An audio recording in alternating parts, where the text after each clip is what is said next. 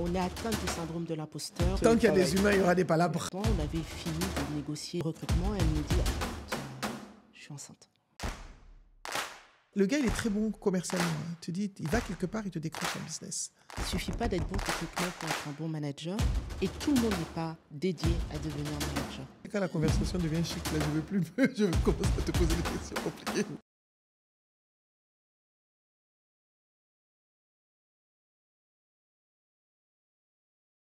Bonjour et bienvenue sur la chaîne Naboufal officielle, la chaîne du développement professionnel et personnel, la chaîne qui va faire de vous des personnes inspirantes, impactantes, brillantes et charismatiques. Et bien sûr, je suis Naboufal.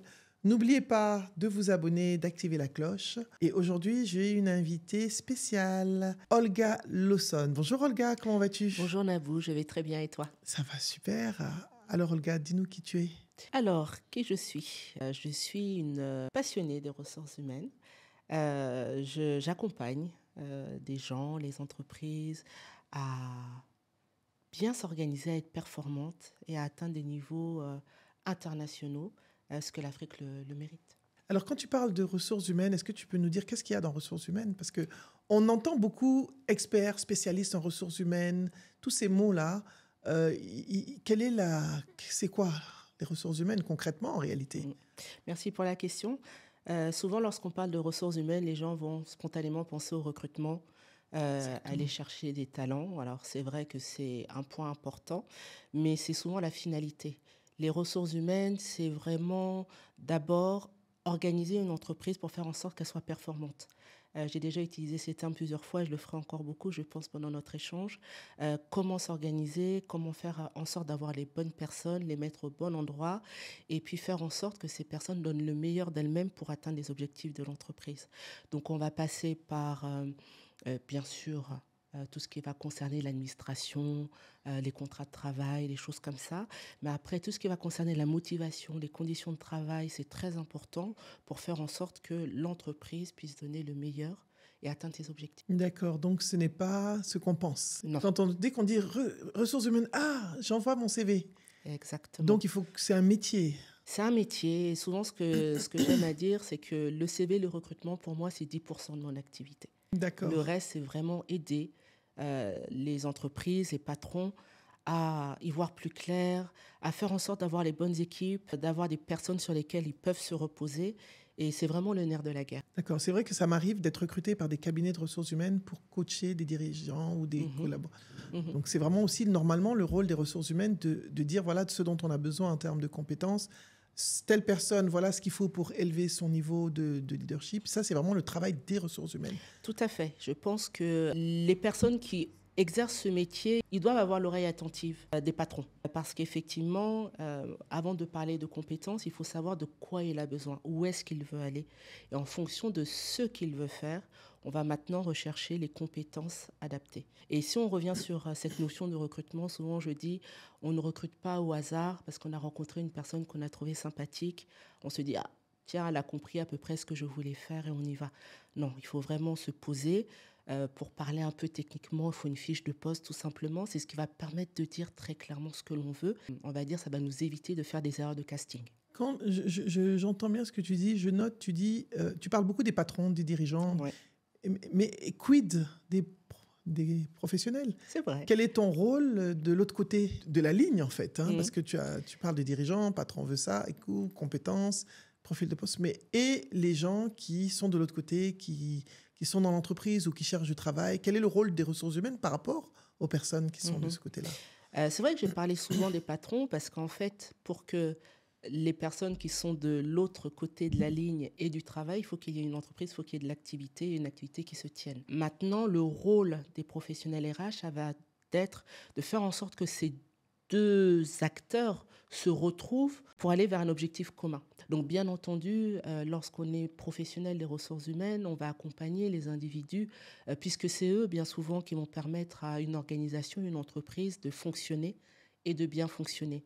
Donc, il va falloir s'intéresser à ces personnes-là et s'assurer qu'elles savent ce qu'elles veulent et maintenant les guider, les aider pour leur permettre de donner le meilleur d'elle-même, de manière à ce qu'elle se sente épanouie, parce qu'une personne épanouie, c'est une personne qui va forcément apporter beaucoup à l'organisation. Oui, comment on fait quand on est dans une organisation Mhm. et moi je suis une personne lambda au sein d'une organisation et j'ai envie de savoir où est-ce que j'en suis. Parce que souvent les gens ne savent pas très bien ce qu'ils peuvent demander aux ressources humaines. C'est vrai. Il faut même en entreprise, les gens se limitent juste à ils m'ont recruté, ok, les congés, truc basique quoi. Le salaire. Le salaire, et ça c'est Mhm. important. Mhm. Mais surtout, comment est-ce que je peux... Parce que souvent les gens me disent, quand je coach des professionnels, je dis mais adressez-vous aux ressources humaines. C'est vrai. Ah bon? J'ai dit oui. Mm. C'est les ressources humaines peuvent venir vous dire, d'abord l'entreprise peut vous accompagner dans votre développement personnel. Mhm. Les ressources humaines peuvent faire un bilan pour vous dire où est-ce que vous en êtes. Bref, je dis ça de façon à ma façon, Mhm. parce que je ne suis pas une experte des ressources humaines. Mhm. Voilà, j'aime bien faire la ligne rouge entre les métiers. Ce n'est pas mon métier. Oui. Non, parce que souvent les gens mélangent tout. C'est vrai. Tu vois, je vois souvent des gens, ok, non, coaching, ressources humaines, je dis moi, non. Je suis vraiment dans un domaine très précis. Mm. Toi, comment est-ce que quelqu'un qui vient, qui a envie d'évoluer au sein de l'entreprise, qui ne sait pas très bien comment s'y prendre, quel est le rôle des ressources humaines à ce moment-là? Alors, c'est intéressant ce que tu demandes parce que ça va vraiment dépendre de la culture de l'entreprise.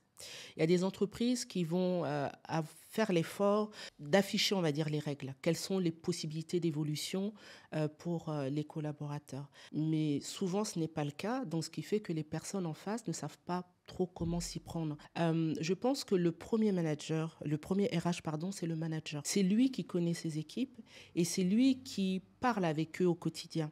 Donc je pense qu'une personne qui veut évoluer et qui ne sait pas trop où aller, surtout si les règles du jeu ne sont pas claires, elle doit déjà s'adresser à son manager en disant « Voilà ce que moi j'aimerais faire ».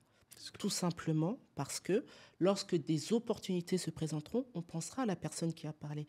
Et ça, vraiment, c'est universel. Mais souvent, les gens n'osent pas. Ils se disent « Ah, mais si je m'exprime, ça peut être mal interprété ». Mais de l'autre côté, bon, les managers n'ont pas la science infuse, ils ne peuvent pas deviner ce que les autres veulent. Donc, il faut s'exprimer. Donc, même si les règles ne sont pas clairement affichées, il faut créer des opportunités pour échanger. Donc, s'il y a des entretiens d'évaluation formelle, c'est le moment idéal. Mais lorsque ce n'est pas le cas, je pense qu'on peut toujours demander un rendez-vous avec son manager et puis échanger un petit peu sur les possibilités d'évolution. Et surtout pour prendre de l'information, parce que toutes les entreprises ne sont pas, on va dire, très fortes en termes de communication aussi, pour dire voilà quelle est notre stratégie. Dieu merci, sinon on n'aurait pas de business. N'est-ce pas? Voilà, donc on ne sait pas toujours où veut aller l'entreprise dans les 3, 4, 5 années à venir. Pourtant, c'est important de le savoir pour maintenant pouvoir se positionner, peut-être faire les formations qu'il faut et s'adresser aux bonnes personnes pour maintenant pouvoir saisir des opportunités. Donc le rôle du RH dans l'entreprise sera justement de faire le lien, d'aider à identifier des profils qui vont maintenant répondre à des besoins en compétences, quoi. Je dis ça souvent aux gens, ils viennent et ils disent « Ah, mais moi, ça fait 10 ans que je suis à tel poste, j'ai envie de changer. » Je dis « Mais tu crois que ton DG, il va deviner que tu veux changer ou ton directeur, ton N+1 ? Est-ce qu'il peut deviner ?» Je connais une dame qui a eu ce cas-là, elle était pendant 15 ans ou 20 ans à un poste.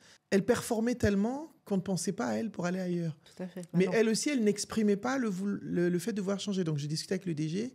On avait monté un programme de leadership féminin, c'était au Mali, pour les femmes. Il me dit, mais elle ne me dit rien. Il y en a une autre aussi, elle me dit, mais si elle m'avait dit, ce poste-là aurait pu être pour elle. Mais on vient de recruter, mais je n'ai jamais su qu'elle était intéressée. Donc, je me rends compte qu'il y a quand même une barrière de communication qui existe. Comment est-ce qu'on peut, si on n'ose pas aller voir son manager, que les ressources humaines peuvent jouer un rôle de tampon? Moi, je pense que tout ça va passer par la communication. Ce que tu dis, ce que tu as rencontré au Mali, on le rencontre partout. On a des personnes qui arrivent dans une entreprise qui se disent « Ah, donc je vais venir, je vais donner le meilleur de moi-même, je vais bien faire mon travail et mon manager saura comment me faire évoluer, que ce soit en termes de salaire, en termes de responsabilité. » Et puis en face, on a des patrons, des managers qui sont pris dans le flot des activités et qui n'ont pas forcément ce temps d'identifier les souhaits des uns et des autres. Il faut l'exprimer, tout simplement. Et une fois qu'on l'a exprimé, ça facilite les choses. Donc là encore, le rôle des RH va être justement de créer ces espaces de communication. Ça peut passer par différents moyens. Donc, j'ai parlé des entretiens. Ça peut être simplement de mettre en place de la documentation, d'avoir une politique RH qui soit claire. C'est quoi la politique RH? Excuse-nous. La politique RH, c'est un document qui va venir, on va dire, traduire la volonté de l'entreprise pour accompagner le développement personnel des entreprises, Des des collaborateurs dans l'entreprise, pardon. Donc, on va dire, voilà, pour nous, ce qui est important, c'est que nos collaborateurs aient un niveau de compétence très élevé. Donc, pour cela, on va donner les moyens en termes de formation, que ce soit en interne, en externe, et voilà comment vous devez vous y prendre. On aura des moments pour faire des points, on va vous accompagner sur telle période, on va vous faire un plan de développement individuel. Ce sont des choses comme ça qu'on va... Il y a combien d'entreprises qui font ça vrai? Ou qui l'implémentent, même s'ils le font? Non, c'est une question que je pose parce que je vois des... C'est vrai que la majorité des entreprises ne le font pas, mais il y en a de plus en plus. Parce que les entreprises ont conscience que tout repose sur le capital humain. Et pour qu'on puisse avancer, il faut qu'on puisse échanger. C'est exactement ce que tu disais tout à l'heure. Donc, il faut des supports de communication. Et ce document-là, de plus en plus d'entreprises le demandent, pour mon plus grand bonheur, parce que je suis là pour les accompagner à le faire. Et pour mon plus grand bonheur aussi, d'ailleurs. Et voilà. Ils n'ont qu'à continuer à demander. Ils n'ont qu'à continuer à demander, et je pense qu'ils continueront à demander est-ce que les choses évoluent. Donc, il faut les accompagner voilà, dans ce sens-là. Mais c'est vrai que des personnes qui sont dans la même entreprise pendant 15 ans, 20 ans, 30 ans, et qui n'ont pas bougé d'un iota en termes de poste, il y en a beaucoup, mais ça pose un problème. Le cycle normal dans un poste, c'est 3 ans. 4 ans maximum. Ah bon? Pourquoi tu dis ça? Enfin, moi, ça a toujours été mon cycle, spontanément. J'ai envie de dire que c'est un cycle naturel. Quels que soient les postes, en fait, on parle de cartographie des métiers. Donc, dans un métier, on va occuper différents postes en fonction du niveau de responsabilité. Et en général, ça tourne autour de 3-4 ans. La première année, ça va permettre de prendre un peu ses marques, de comprendre vraiment ce qu'on attend de nous, de prendre vraiment possession du poste. Et puis après, il nous reste 2-3 ans vraiment pour se développer au maximum. Mais si on ne change pas, on va atteindre un certain niveau qui va faire qu'on va tourner en rond, on ne va plus être performant. Un plafond de verre? Je ne parlerai pas de plafond de verre. Je pense que c'est... une stagnation? Voilà, une stagnation. Une stagnation, il faut passer au stade d'après. Donc, il faut préparer le stade d'après, peut-être par du coaching, de la formation, en tout cas de l'accompagnement pour que la personne puisse passer au niveau de poste supérieur avec tout ce qui va avec, les responsabilités, la rémunération et ainsi de suite. Et il faut vraiment qu'il y ait des cycles clairement identifiés pour que chacun s'y retrouve et qu'on évite en fait d'avoir des personnes qui se démotivent parce qu'elles font la même chose depuis trop longtemps. Il y en a beaucoup. C'est la majorité d'ailleurs. Qu'est-ce qu'on peut faire aujourd'hui pour changer les choses concrètement? Ce qu'on peut faire, c'est toujours, je vais revenir sur ces règles du jeu. Il faut que déjà l'entreprise ait une idée claire de comment les gens peuvent évoluer. Ce qu'on me répond souvent, c'est qu'en Afrique, par exemple, on a beaucoup de TPE, de PME, et les personnes disent, bon, je n'ai pas non plus 10 000 possibilités d'évolution. Pourtant, il suffit d'être imaginatif. Une évolution ne signifie pas forcément de la promotion avec une augmentation de salaire. On peut faire évoluer une personne dans le même poste en lui confiant une mission différente. Et les missions peuvent évoluer d'une année sur l'autre en fonction des objectifs stratégiques de l'entreprise. Et puis, on peut aussi faire évoluer des personnes en externe, parce qu'on peut avoir des entreprises partenaires et se dire, bon, la personne qui est là, ça fait un certain nombre d'années qu'elle est chez moi, pour éviter qu'elle arrive justement à ce niveau de stagnation, pourquoi pas la proposer ailleurs, en accord bien sûr avec cette personne. Elle peut revenir plus tard d'ailleurs en fonction de nos besoins. Mais je pense que l'expérience, pas client, mais l'expérience collaborateur, elle est très importante. Il faut garder une bonne relation avec les collaborateurs et les accompagner dans leur évolution professionnelle. Et d'ailleurs, ça me fait penser à autre chose. Quand justement ces personnes ont le sentiment d'atteindre un niveau de stagnation, qu'est-ce qui se passe? Ou elles se démotivent complètement et elles restent dans leur coin, elles ne sont plus très performantes, ou alors elles vont démissionner. Et comme elles n'ont pas communiqué, lorsqu'elles viennent voir l'entreprise pour dire « je m'en vais », l'entreprise ne comprend pas, elle se demande d'où ça vient. Et une fois encore, on n'a pas échangé, on n'a pas communiqué. Est-ce que tu as dit que tu voulais faire autre chose? Non, mais je fais mon travail, donc il devrait savoir que... Non, il faut communiquer. Maintenant, lorsqu'on a exprimé un souhait, lorsqu'on a dit qu'on voulait aller vers telle ou telle direction et qu'on ne nous répond pas, c'est différent. Mais souvent, on n'en arrive même pas à ce niveau-là. Alors, c'est très intéressant ce que tu dis, qu'il faut communiquer, parce que je crois que c'est le vrai nœud en fait, du problème. je vois beaucoup de personnes qui disent je suis pas bien, je n'aime pas là où je suis, je n'avance pas. C'est le discours de 80% de personnes. Qu'est-ce qu'elles peuvent faire? Et j'aime beaucoup la citation il y a un docteur Seuss qui dit il faut bouger, tu n'es pas un arbre. On n'est pas des arbres, on a la capacité d'être en mouvement, de s'exprimer, de pouvoir exprimer ce que l'on veut. Et je pense que culturellement, on n'est pas habitué à ça parce qu'on a grandi dans une structure professionnelle qui dit que non, quand je travaille bien, ma promotion est assurée. Ça, c'était valable peut-être il y a 20 ans, je pense. Aujourd'hui, le monde du travail a complètement changé. Comment est-ce que tu peux nous expliquer cette nouvelle dynamique et comment est-ce qu'on peut s'intégrer dans cette dynamique de façon à pouvoir évoluer de façon saine et s'épanouir en tant que professionnel? Ce que je dirais, c'est que chacun est acteur de sa propre carrière. Il ne suffit pas d'attendre, comme tu l'as dit, que quelqu'un vienne nous dire « Ah, tu peux faire ci ou tu peux faire ça ». Je souhaite faire une formation, je l'exprime et je me bats pour l'obtenir et avoir un plan pour après. Il ne suffit pas de faire une formation, par exemple. Je fais une formation afin de passer une étape Ça aussi, on voit ça suivante. beaucoup. Hein. Voilà. Donc, je sens que je dois me former, mais je ne sais pas pourquoi.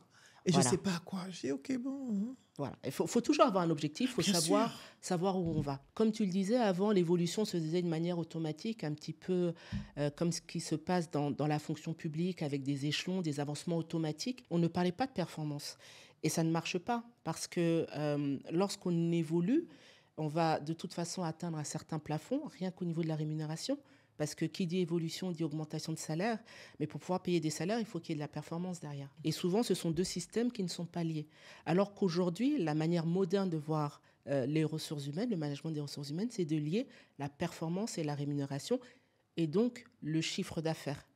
Donc, on doit manager son capital humain en fonction des résultats et de la performance individuelle et collective. Je suis performant. Donc, c'est ce qui me permet maintenant d'atteindre des niveaux supérieurs, continuer à évoluer personnellement. Donc, chaque collaborateur doit avoir un plan. Je suis entré dans l'entreprise en tant que temps, mais dans 3 ans, où est-ce que je peux aller? Et ce n'est pas dans 3 ans qu'il faut se poser la question. J'ai envie de dire, c'est dès le début. Et même, j'ai envie de le dire pour les parents, dès lors qu'on fait un choix d'études, il faut déjà réfléchir à sa carrière. Ce n'est pas lorsqu'on commence à travailler. Il faut y penser le plus tôt possible. Et puis maintenant, jalonner chaque étape et faire ses choix de carrière en fonction de son projet personnel.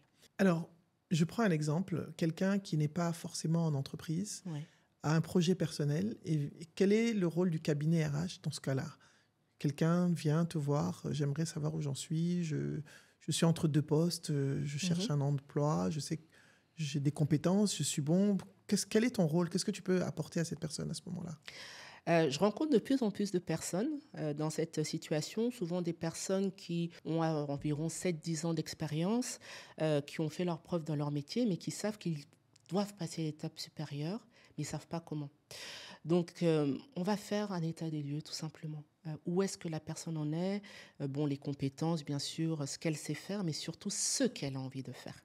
Quand tu dis ce qu'elle sait faire, c'est un bilan de compétences? D'une certaine manière, un bilan de compétences, mais moi, j'aime plutôt parler de bilan de carrière. C'est-à-dire? Parce que lorsqu'on veut évoluer, on regarde les aspects professionnels, mais il faut aussi regarder les aspects personnels. Où est-ce que j'en suis de ma vie personnelle? Est-ce que je me connais bien? Est-ce que je sais exactement ce que je veux faire? Est-ce que ma vie personnelle me permet de me lancer, je ne sais pas, dans une formation de 3 ans ou pas? Et de quoi j'ai besoin pour me sentir bien au travail? Et donc, on va passer par cet état des lieux. Et souvent, ce qui a été dit au début n'est pas forcément vrai à la fin, parce qu'on va se rendre compte que, bon, peut-être j'ai une personne en face de moi qui est dans les métiers de la finance, mais en fait, ce qu'elle aime, c'est l'agriculture. Voilà. Et là, les gens ont peur de se dire, quitter ces métiers de la finance pour aller faire de l'agriculture. Et là, notre rôle, mon rôle, ça va être justement de les accompagner pour leur dire, voilà comment c'est possible. Peut-être pas du jour au lendemain, parfois ça se fait du jour au lendemain, mais en tout cas, il faut poser des choses concrètes pour voir comment, à mon sens, c'est d'aller faire ce que l'on aime et ce qui est réaliste aussi. D'accord. Et c'est quoi finalement? Ça, j'ai bien compris, un état des lieux, le bilan de carrière, avec un accent sur le professionnel, sur le personnel, sur les possibilités, sur être réaliste surtout, dans le cadre d'une transition éventuelle de métier ou une transition de secteur d'activité. Mais ma question, c'est si un individu lambda, lui, demande un bilan des compétences, à quoi ça correspond? On dit bilan de compétences, mais il y a quoi dedans? D'accord. Alors, dans le bilan de compétences, on va faire un point sur les compétences techniques et les compétences non techniques. Donc, les compétences techniques, c'est tout ce qu'on a appris, on va dire, à l'école, et puis aussi sur le terrain. Donc, il y a la formation initiale, on a appris un métier, on a pu se former au cours des années, c'est la formation professionnelle continue, et surtout, il y a tout ce qu'on a appris sur le terrain de par l'expérience. Donc, on utilise des référentiels pour maintenant identifier ces différentes compétences techniques et puis dire quel est notre niveau de maîtrise dans chacune de ces techniques. Est-ce qu'on a des notions? Est-ce qu'on est confirmé? Est-ce qu'on est expert? En gros, c'est ça. Puis maintenant, je pense que le plus important, ça va être les compétences non techniques, le comportemental. Les soft skills. Les soft skills. Donc là, on va vraiment passer en revue, voilà, les atouts de la personne, que ce soit voilà en termes, est-ce que j'ai une capacité d'adaptation, est-ce que j'ai une capacité à échanger facilement avec les gens, est-ce que j'ai une capacité d'analyse, voilà. Toutes ces compétences qui sont très très larges, hein. Je pense que la liste elle est très très longue, mais c'est vraiment ces compétences-là aujourd'hui qui font la différence en entreprise. Souvent, lorsqu'on recrute, souvent les collaborateurs veulent des personnes qui vont être des personnes de confiance, donc ça fait référence à l'éthique, des personnes qui soient dynamiques, ça fait référence à l'agilité, des personnes qui sont capables voilà, de faire face à différents types de situations. Et je pense que l'époque dans laquelle on vit le veut, parce que la technique, ça s'apprend. Et en même temps, les métiers évoluent tellement vite que c'est pas vraiment ça le problème. Et c'est là encore, j'ai envie de rassurer les parents. Lorsqu'on a des enfants qui savent pas exactement ce qu'ils veulent faire, c'est pas ça le plus important. Le plus important, c'est le comportement. Est-ce que je sais être un bon professionnel, quelle que soit la situation, le contexte? Alors, je résume, je récapitule un peu ce que tu as dit. Aujourd'hui, les entreprises se demandent plutôt, en termes de soft skills, des gens qui ont une capacité d'adaptation, une certaine agilité, de l'éthique. Est-ce que ce sont les 3 points essentiels qu'on te demande ou il y en a d'autres? J'aimerais bien savoir, avec toi aujourd'hui, les gens qui recrutent, quels sont les soft skills qui sont pour eux? Si tu en dois en donner 5 essentiels, ouais. Quels sont-ils? Alors oui, l'agilité, ça c'est certain. L'éthique, bien entendu. Je rajouterais aussi les compétences managériales. Donc, certains vont le mettre dans le technique ou pas. Bon, moi, je pense que... Non, pour moi, c'est un soft skills. Voilà, je pense que c'est un soft skills. On sort d'école. Oui. Quand je suis sortie d'école, je ne savais pas manager des humains. J'étais là, je me dis, mon Dieu, mais qu'est-ce qui m'arrive? Exactement. Je pense, et derrière le management, je pense qu'il y a cette capacité à mobiliser. Voilà, capacité à mobiliser. Donc, je pense que c'est important. Il y a l'analytique aussi. Et ça manque beaucoup. Il ne suffit pas d'écrire quelque chose ou de dire quelque chose. Il faut l'analyser et l'expliquer et d'une manière synthétique et pragmatique. Absolument. Voilà. Alors, comment est-ce qu'on peut aujourd'hui s'inscrire dans cette dynamique? Parce que les gens il y a encore une grosse frange de la population qui s'accroche aux techniques et qui n'arrive pas à comprendre l'importance de ces compétences comportementales. Comment est-ce que vous les sensibilisez en entreprise? Parce que tu vas avoir... Bon, moi, je vais prendre un exemple. On m'a confié récemment, un cabinet de ressources humaines m'a contacté et m'a dit, voilà, on a un client qui a un problème qui a un challenge sur un excellent manager technique. Le gars est super bon techniquement, mais il faut qu'il améliore sa façon de communiquer. Il faut qu'il améliore sa posture, etc., etc. Donc, c'était tout un truc et tout. Et on a commencé à travailler, on est d'ailleurs en plein dedans. Et c'est au fur et à mesure qu'il se rend compte en fait, que sa façon de communiquer n'est pas toujours très assertive, n'est pas toujours très bienveillante, qu'il a peut-être... Il y a aussi une différence culturelle aussi qui arrive, qui crée aussi des frictions au sein de l'entreprise, etc. Comment est-ce qu'aujourd'hui, on peut sensibiliser les entreprises afin qu'elles comprennent que pour que leur performance... Le gars, il est très bon commercialement. Hein. Tu dis, il va quelque part, il te décroche un business. Mais en interne... C'est pas facile. Pour moi, il y a 2 choses. Sur les postes de management, là, pour le coup, je pense qu'il y a un vrai plafond de verre. Il ne suffit pas d'être bon techniquement pour être un bon manager et tout le monde n'est pas dédié à devenir manager. Il faut accepter que certaines personnes soient très bonnes techniquement, mais qu'elles ne soient pas capables d'emmener les équipes. Il faut essayer. Déjà, il faut demander à la personne si elle en a envie. Il y a des personnes, ça ne les intéresse pas. Moi, je connais des gens... Je prends juste un exemple. Là où je travaillais, que j'ai commencé à travailler, je suis revenu 10 ans après. J'ai eu le temps de devenir même DG. J'ai laissé des gens, ils étaient au même poste. Même poste. Et ça ne les dérangeait absolument pas. Ils étaient épanouis dedans. Voilà. Donc, c'est personnel, en fait. C'est personnel. Donc, je pense que le plus important, d'abord, il faut demander à la personne si elle en a envie ou pas. Si elle n'en a pas envie, il faut maintenant lui exposer quelles sont ses possibilités d'évolution. Moi, je l'ai rencontré en étant DRH. Et voilà, une personne qui techniquement faisait bien le boulot, mais maintenant, sur la partie relationnelle, commerciale et autres, c'était pas trop ça. On lui a dit, OK, donc si c'est ce que tu veux faire, sache que tu ne pourras pas aller au-delà de ça. Est-ce que ça te convient ? Ça me convient. Moi, j'ai autre chose, ma vie personnelle, etc. Et je m'épanouis bien dedans. Bon, si les choses sont claires, que ça fonctionne, pourquoi changer ? Maintenant, il y a beaucoup de personnes qui sont bons techniquement, qui ne sont pas bons managers, mais parce qu'ils n'ont jamais appris à manager. Comme tu l'as dit, à l'école, on n'apprend pas vraiment à être manager. Et lorsqu'on les accompagne, souvent, on leur dit des choses qui nous paraissent tellement basiques, ils découvrent. On allume la lumière. Et je pense qu'effectivement, il faut vraiment accompagner ces personnes-là, repartir des basiques en disant, bon, bah voilà, tu travailles avec des êtres humains, chacun a sa sensibilité, chacun a son humeur, voilà comment il faut faire pour les emmener avec toi, il faut être à l'écoute, mais en même temps, il faut les diriger. Bon, voilà, il faut leur expliquer. Et souvent, lorsqu'on a ces échanges-là, c'est le sentiment d'allumer la lumière et ça change du tout au tout. Voilà. Donc, il faut les accompagner, mais certains y arrivent et d'autres n'y arrivent pas. Et pour ceux qui n'y arrivent pas, après un certain délai, voilà, faut quand même se laisser un peu le temps, mais il faut aussi prendre des décisions, parce qu'il y en a qui veulent, mais qui n'y arrivent pas. Et quand on n'y arrive pas, il faut aussi en tirer les conséquences. D'accord. Donc, c'est important ce que tu dis, c'est intéressant. Est-ce que tu rencontres en proportion des gens qui ne veulent pas vraiment changer leur vie, même s'ils ont les compétences? Est-ce que ce n'est pas plus les femmes que les hommes, ou est-ce que c'est proportionnellement égal? Alors, je ne peux pas vraiment donner de statistiques, mais en tout cas, mon ressenti, c'est que c'est vrai que lorsqu'on est homme et femme, l'approche n'est pas la même. Un homme qui ne va pas avoir beaucoup de facilité en termes de relationnel et de management, c'est pas forcément parce qu'il ne veut pas, ça peut être lié à sa personnalité. Et comme je disais, on allume la lumière, parfois ça prend, parfois ça ne prend pas.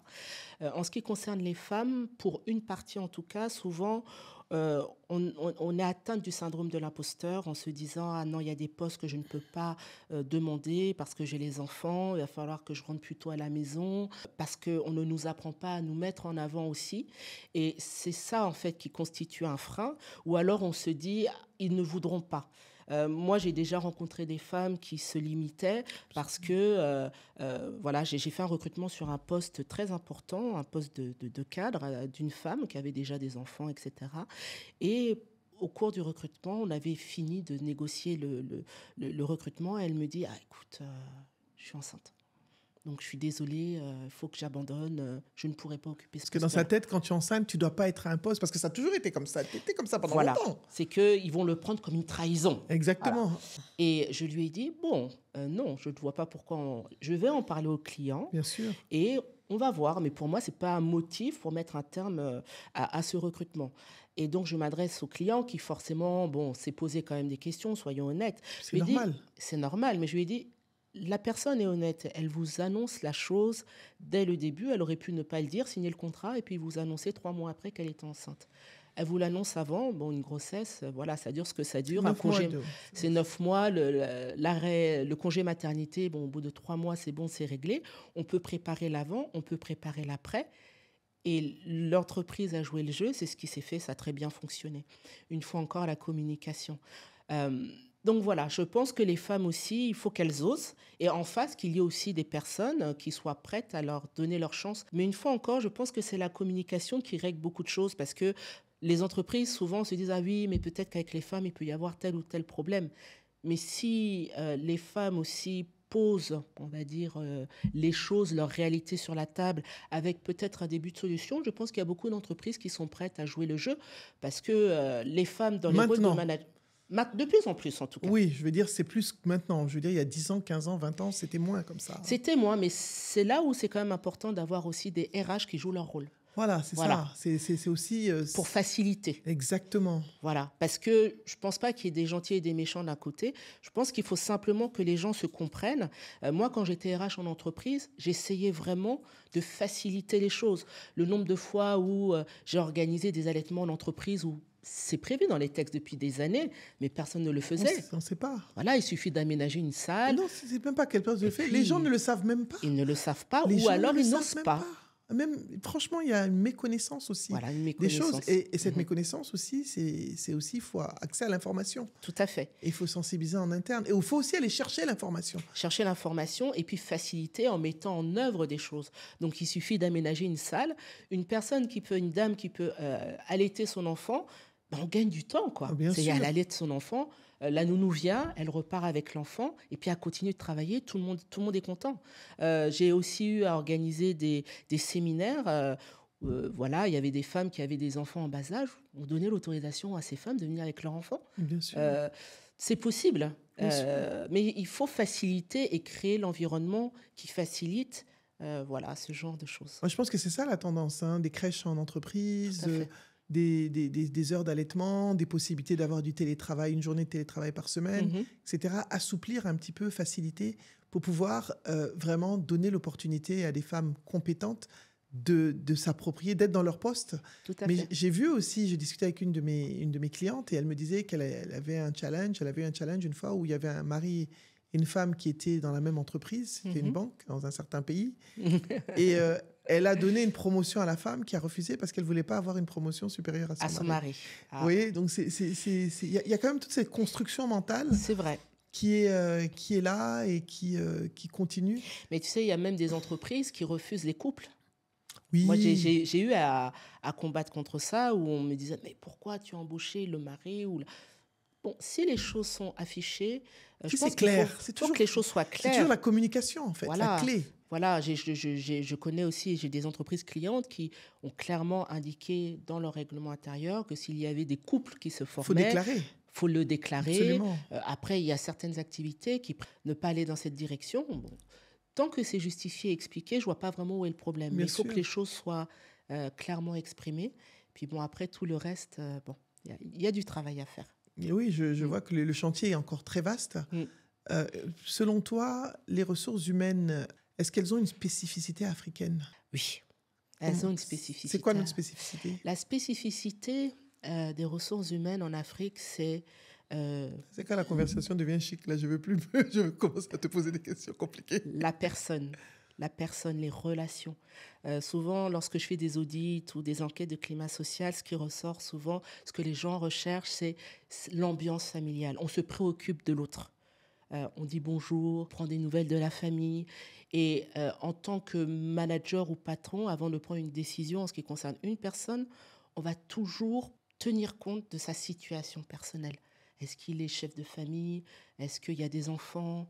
Est-ce que à tort ou à raison, hein, parce qu'à la fin, on doit faire fonctionner des business. Mais en tout cas, c'est une réalité. Moi, j'ai même vu des managers qui parfois mettaient de leur poche pour donner des primes à des Oui, j'ai vu ça, collaborateurs bien sûr, pour j'ai les vu ça. motiver. Bon, moi, je suis pas forcément pour, mais en Oui, tout bien cas, sûr. c'est un constat. C'est que, voilà, j'ai envie de les motiver. L'entreprise ne peut pas forcément. Et d'ailleurs, souvent, je leur dis, mais est-ce que vous avez demandé à l'entreprise s'ils étaient disposés à le faire? Ah non, je me suis dit que. Demandez déjà, parce que peut-être qu'ils Communication. sont prêts à le faire. Mais si vous Absolument. ne demandez pas, s'ils ne savent pas qu'il y a ce besoin-là, comment voulez-vous qu'ils mettent en place des primes au mérite ou ce genre de choses? Il faut demander, il faut l'exprimer. Mais en tout cas, je pense que c'est la spécificité principale, c'est vraiment l'individu, elle est vraiment au cœur du dispositif. Alors, c'est intéressant ce que je me dis. Hier, avant-hier ou hier, je déjeunais avec un DG d'une grosse compagnie et il me disait, à Lomé, et il me disait que oui, c'est bien, vous faites des formations, vous accompagnez les gens, c'est très bien.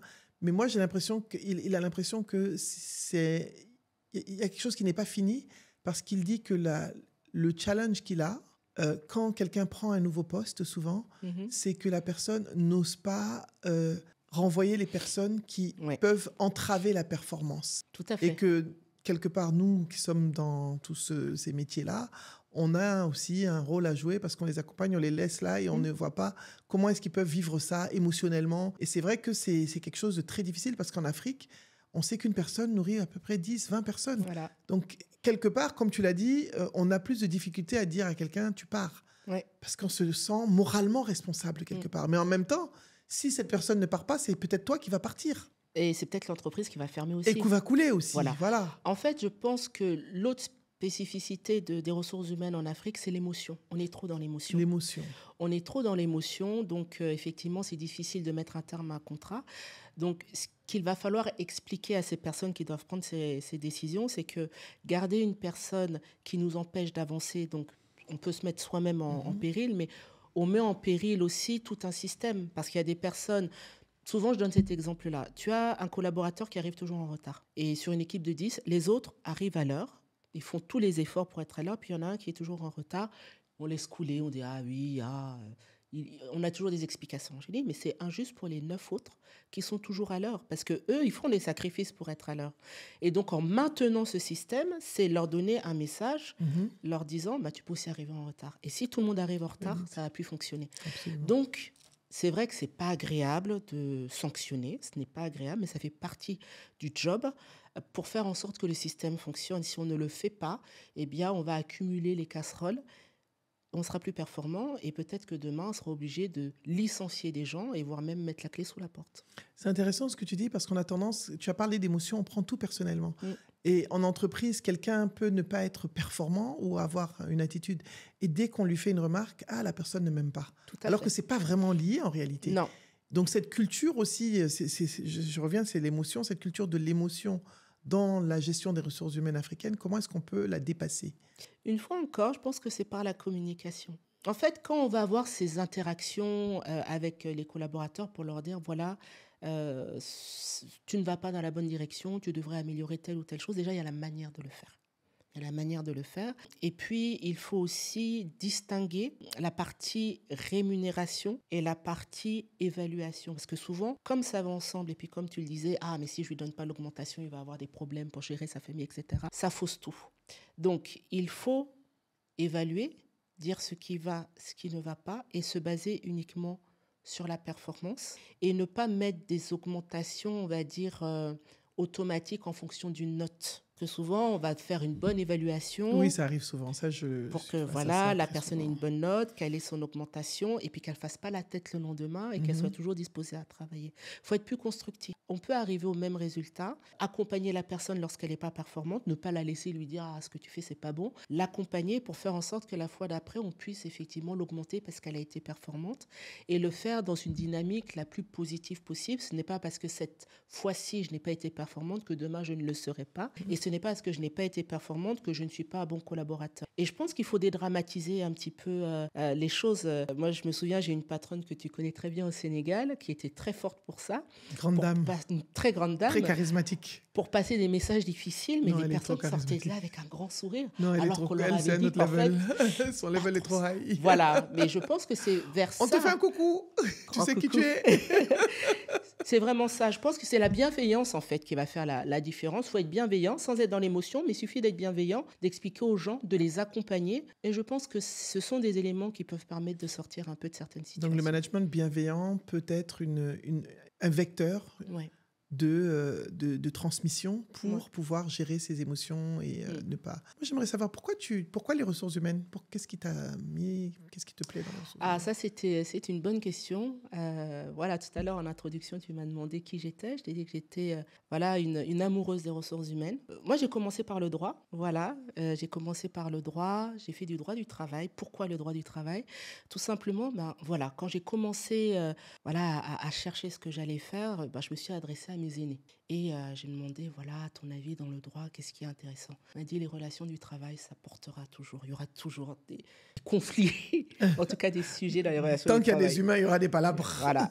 Donc, je me suis orientée vers cela. Il n'y avait pas beaucoup de spécialistes d'ailleurs. Et ensuite, la partie pure juridique, j'aime beaucoup, mais j'aime le relationnel. Et ça, je pense que c'est lié à ma personnalité. J'aime les gens. Oui, j'aime les gens. Et donc, assez rapidement, je me suis orientée vers...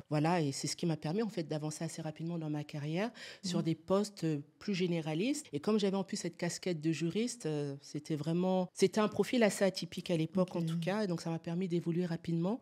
Et puis, j'ai toujours eu aussi cette chance-là qu'on me demande au fur et à mesure ce que je voulais faire. Et j'ai toujours dit, moi, je continue dans les ressources humaines, c'est ce que j'aime faire. J'aime aider les gens, aider à faire en sorte que les choses aillent mieux et qu'on aille dans la bonne direction et que chacun donne le meilleur de soi-même. Je crois que c'est vraiment ça. Wow, c'est chouette, merci. Oui, je t'en prie. Nice, I like that. Alors, moi, je voudrais que si tu avais des conseils à donner aujourd'hui, on a beaucoup de professionnels de tous âges. Hein. On a des plus jeunes, des moins jeunes, etc. Non, même les moins jeunes, nous aussi, on est jeunes. N'est-ce pas? Et des gens qui ont des carrières plus longues, disons, ou des gens, c'est vraiment des professionnels. Comment est-ce qu'ils doivent aborder cet aspect ressources humaines en tant que professionnels? Ils ont envie d'évoluer, mais parce que je rencontre beaucoup de gens qui viennent me voir. Oui, je dis, je ne peux pas te coacher comme ça, parce que j'aimerais bien que tu ailles aux ressources humaines. Tu en discutes avec eux, que tu vois où est-ce que vous en êtes, et tu n'as pas à prendre ça en charge. Ton entreprise a la possibilité de prendre en charge ça dans ton plan de carrière. Je vois beaucoup de gens qui viennent, et puis oui, c'est vrai, j'y ai pas pensé, on va leur demander. Je dis, donne-moi le nom d'entreprise, je leur écris. Et ça m'arrive tout le temps. Je les ramène vers l'entreprise. Une fois, j'ai eu une dame, elle n'osait pas. Non, je dis non, je vais appeler ton patron que je connaissais. Il me dit, mais pourquoi il ne m'a pas demandé? Tout simplement. C'est possible, il n'y a pas de souci. On n'a aucun souci à accompagner nos équipes à grandir, à voir qu'ils ont un besoin, etc. Quel message tu peux leur envoyer pour qu'ils comprennent que les ressources humaines ne sont pas là, c'est pas seulement pour vous chasser. Parce que chez nous en Afrique, là, c'est recrutement, chassement. Chassement, chasse de tête et chassement. Chassement. Donc, chasser les gens. Donc, comment est-ce que tu peux les éclairer et les aider par rapport à ça? Oui, je pense qu'il faut changer l'image des RH. Je pense qu'on a une grosse responsabilité en tant que professionnel RH. Et ça, je le dis tout le temps lorsque j'accompagne les professionnels. GRH, tout ça. Là. Vous avez entendu, non? On a une grosse responsabilité. ASPRH, toutes les associations RH, là, Voilà. les cousins, mes amis préférés. C'est ça. Il faut vraiment que les RH prennent conscience de leur rôle dans l'entreprise.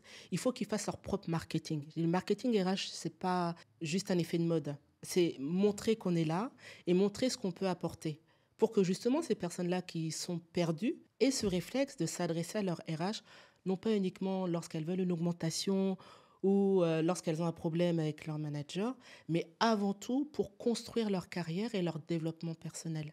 Donc ces personnes-là, j'aurais tendance à leur dire « venez me voir », mais un peu plus sérieusement, oui, essayez de prendre attache avec les RH. Bon, alors, souvent, les RH souffrent d'une mauvaise réputation dans les entreprises, et ça, je le déplore. Oui, mais les RH, que fait les RH, que fait les RH? Bon, les RH aussi, c'est pas évident pour eux, mais ils ont quand même ce rôle. Il faut qu'ils s'affichent comme aidants dans l'entreprise, comme facilitateurs. Tu sais qui je vais inviter la prochaine fois des RH, tiens, pour parler de ça. Parfait. Si les RH arrivent à prendre leur place, alors souvent ce qu'ils vont répondre, c'est « Ah oui, mais la direction ne me donne pas cette opportunité ». Il faut aussi les bousculer un peu. Essayons de bousculer, parce que si on le fait, ça va aider tout le reste, tout le personnel, toute cette population qui est un petit peu perdue, qui ne sait pas où aller. Et tout le monde y gagnera à la fin. Donc, affichez davantage les règles pour que ces personnes-là puissent venir vous voir et que vous construisiez ensemble maintenant des carrières. Mais attention, ce n'est pas la RH qui va tout faire, ce n'est pas l'entreprise qui va tout faire. Une formation ne règle pas tous les problèmes. Merci, il faut leur dire ça. Voilà. Vraiment, les gens pensent que dès qu'ils vont être formés, ça y est, ils vont devenir... ils vont avoir la promotion, l'augmentation. Ça, il faut qu'on démystifie cette affaire. Voilà. On ne fait pas une formation pour faire une formation, ça doit s'intégrer dans un plan. Voilà, dans ce plan de développement personnel, je veux arriver à ça dans 3 ans, dans 4 ans, dans 5 ans. Quelles sont les différentes étapes? Ça peut passer par de la formation ou pas. Et souvent, moi, je décourage les gens à faire de la formation. Je ne dis pas que ce n'est pas important. Tu es contre mon développement? Ce n'est pas ça. Mais c'est que souvent, les gens veulent faire de la formation pour les mauvaises raisons. Non, un coaching, souvent, je trouve que c'est plus intéressant que de la formation. Ça peut être du coaching technique, du coaching plus en développement personnel. Ça peut être plus intéressant. Mais le choix de la formation est important. On ne va pas faire une formation juste pour aller se promener et après venir demander une augmentation. Ça doit s'intégrer dans son projet personnel, mais ce projet personnel doit aussi s'inscrire dans le projet global de l'entreprise. On ne va pas aller demander une formation cuisine dans une entreprise qui produit du pétrole, par exemple. Bien sûr. Donc, Il faut être cohérent. Il faut être cohérent, il faut avoir un plan et surtout anticiper dès le plus jeune âge. Tout à l'heure, à bon escient, j'ai parlé de mon propre parcours. Je pense qu'il faut s'y prendre le plus tôt possible dans le choix des études, le choix de la formation initiale et vraiment jalonner tout cela d'étapes bien précises et se donner les moyens d'y arriver. Alors, merci beaucoup. Alors, on arrive vers les dernières minutes de notre entretien. Et je voulais que tu nous dises vraiment, selon toi, avec tout ce qui se passe dans la révolution des métiers, on parle de l'IA, on parle de beaucoup de choses, on est passé du digital, etc.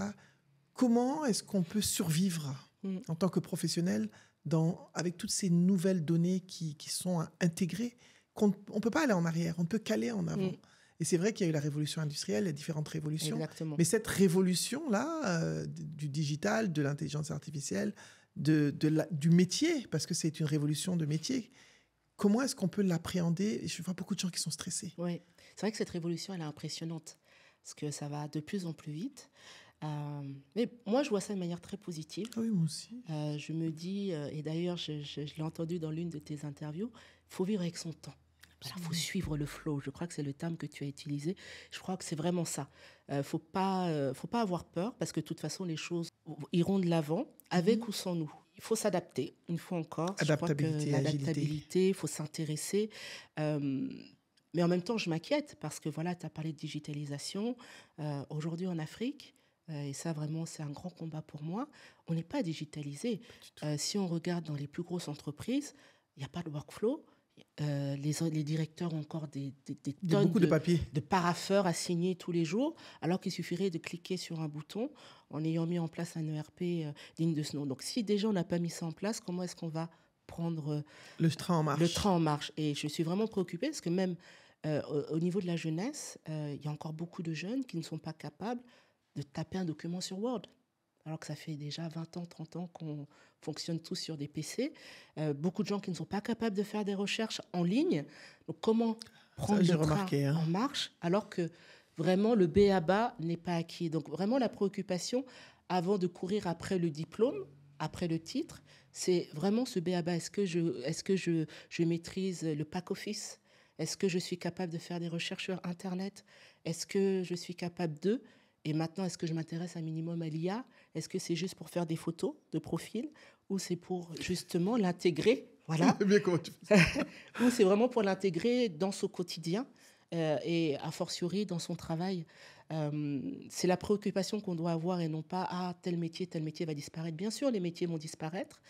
On ne sait pas quels seront les métiers de demain et j'ai presque envie de dire que c'est ça qui est génial. C'est que finalement, c'est ouvert. Les possibilités sont illimitées. Voilà. Only the sky is the limit. Exactly. Even the sky is not the limit. Moi, je dis toujours beyond the sky. Beyond the sky. Donc, vraiment, je pense qu'il faut voir les choses de manière positive, mais aussi, une fois encore, réaliste. Est-ce qu'on a déjà les bases? Et si on ne les a pas, il faut se dépêcher de les avoir pour prendre le train en marche. Merci beaucoup. Alors, tu as dit des choses très, très pertinentes. Moi, je note les 3 mots essentiels que tu as. Tu as parlé de beaucoup de communication, expression, dire ce que l'on veut, mais aussi communiquer ce que l'on a à offrir en tant que département RH. Très important, tu as parlé de marketing RH. Donc, les RH, je sais qui je vais inviter ici. Les 2 Souleymane, là, vous connaissez? Ah, n'est-ce pas? Tu les connais, non? Je les connais. et ensuite, tu as parlé aussi d'adaptabilité, d'agilité. Il y a un mot qu'on ne parle pas souvent quand on parle de soft skills, quand je pose la question, c'est l'éthique. L'éthique, très importante, et qui est la réputation, qui conditionne une carrière quelque part. Et donc, moi, c'est un peu ce que je retiens de cette conversation, ces mots essentiels, mais surtout de plan de carrière. Je note aussi, tu as parlé d'analyse de climat social. Donc, tout ça, c'est le rôle des RH. On n'en parle pas assez, on limite toujours les RH à 2 ou 3 choses. Dans l'imaginaire collectif, c'est ceux qui recrutent, ceux qui virent, ceux qui gèrent les salaires, et c'est ceux qui appellent pour dire « oui, tu n'es pas bien ». Alors que c'est toute une chaîne de valeur qui apporte beaucoup d'améliorations dans le développement des performances de l'entreprise parce que ça a un impact direct sur l'humain. Donc, Olga, merci. Je voulais te donner la parole pour ton mot de fin Oui. à nos auditeurs. Qu'est-ce que tu leur donnes? Qu'est-ce que tu leur dis? Oui, mais moi je pense que je vais parler aux professionnels RH parce qu'on l'a dit, hein, ils sont vraiment au centre du dispositif. Mettez-vous en avant, soyez fiers de ce que vous apportez dans les entreprises, n'ayez pas peur d'aller demander aux entreprises de mettre en place des choses nouvelles. Les résultats seront là, mais vraiment aller jusqu'au bout, ça en vaut vraiment la peine et ça permettra à notre continent d'aller mieux, de mieux en mieux. Merci beaucoup, Olga, pour ton temps. Merci pour Merci à toi pour tout. l'invitation. On a beaucoup appris, en tout cas. On a appris plus sur le métier. Je pense que ça va beaucoup servir à la communauté. Mhm. Donc, à bientôt. On n'a pas fini. On va faire un autre. Hein. Avec grand plaisir. On en fasse un autre. Avec Donc, grand plaisir. Merci. si vous venez d'arriver, merci de vous être mis sur la chaîne déjà. Et pour ceux qui ont suivi, bravo, parce que vous avez beaucoup appris aujourd'hui sur les RH, en même temps que moi. Vous voyez, on ne sait jamais tout. On a besoin toujours de s'éduquer, de s'informer. Alors, n'oubliez pas, vous venez d'arriver, vous êtes sur la chaîne Naboufal officielle, la chaîne de l'investissement sur soi, du développement professionnel et personnel, la chaîne qui va faire de vous des personnes inspirantes, impactantes, brillantes et charismatiques. Je viens de recevoir la charismatique Olga Lawson. Tu n'as même pas dit comment s'appelait ton cabinet. LHA, Lawson Human Resources. C'est trop d'anglais dedans. Ah oui. Non, je te taquine. Donc, merci Olga. N'oubliez pas de vous abonner, d'activer la cloche afin de bénéficier de nos conversations enrichissantes avec des experts, des professionnels de high level, les charismatiques c'est les vrais charismatiques maintenant qu'on est en train d'avoir là. Donc, à bientôt. Merci. Au revoir.